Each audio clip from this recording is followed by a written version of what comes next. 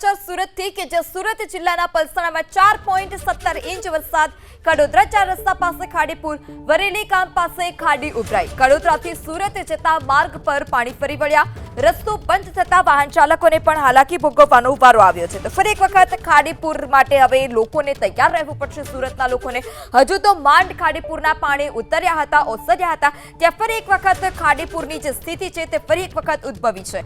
કડોદરાથી સુરત જતા માર્ગ પર ખાડીપુરના પાણી ફરી વળ્યા, કડોદરા 4 રસ્તા પાસે ખાડી ઉભરાઈ છે, વરેલી ગામ પાસે ખાડી ઉભરાઈ। આ અગાઉ પણ ખાડીપુરને કારણે લોકોનું જે જનજીવન હતું પ્રભાવિત થયું હતું, સામાન્ય નુકસાન પહોંચ્યું હતું।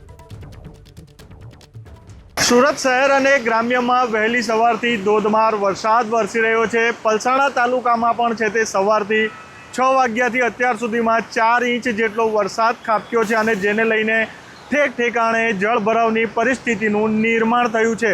હાલ આપણે કડોદરા 4 રસ્તાથી સુરત શહેર જવાના મુખ્ય માર્ગ પર છે અને દ્રશ્યમાં જે રીતે જોઈ શકાય છે કે આખા માર્ગ પર લગભગ 100 મીટર સુધી લગભગ ઘૂંટણસમાં પાણી હાલ છે તે ભરાઈ ચૂક્યા છે અને જેને લઈને આ રોડ અતિ વ્યસ્ત રોડ જે છે તે હાલ ટ્રાફિકનો સામનો કરી રહ્યા છે।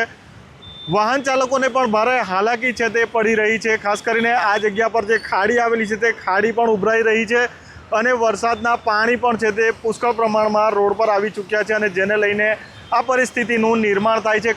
કડોદરા જે વિસ્તાર છે મોટો ઔદ્યોગિક એકમો ધરાવતો વિસ્તાર છે। 3000થી 3500 જેટલા ઔદ્યોગિક એકમો આ વિસ્તારમાં આવેલા છે અને ત્યાંથી મોટા પ્રમાણમાં વાહનો છે તે સુરત શહેરની અંદર છે તે જતા હોય છે, પરંતુ હાલ જે રીતે રોડ પર પાણી ભરાઈ ચૂક્યા છે તેને લઈને વાહન ચાલકોને ભારે હાલાકી પડી રહી છે।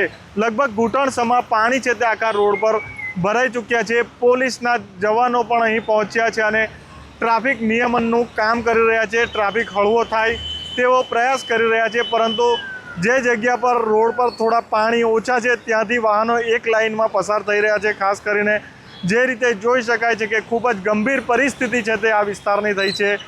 ખાસ કરીને 3 થી 4 જેટલા ગામો છે તેનું પાણી અહીંયા ભેગું થતું હોય છે અને ત્યારબાદ રોડની સામેની તરફ જે ખાડી આવેલી છે એ ખાડીમાં આ પાણી જતા હોય છે, પરંતુ પાણી નિકાલના અભાવને કારણે યોગ્ય વ્યવસ્થા નહીં હોવાના કારણે છે તે આ પરિસ્થિતિ અહીં છે તે સર્જાઈ રહી છે। દ્રશ્યોમાં જે રીતે જોઈ શકાય છે કે દરિયામાં જે રીતે હિલોળા લેતા હોય છે પાણી, તે રીતના દ્રશ્યો હાલ છે તે આ રાજ્ય ધોરીમાર્ગ પર દેખાઈ રહ્યા છે।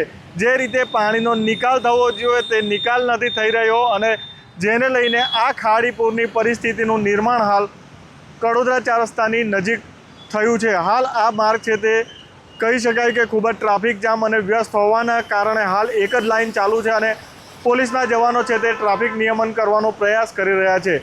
ઇન્દ્રમલ શાહ, ABP અસ્મિતા, સુરત।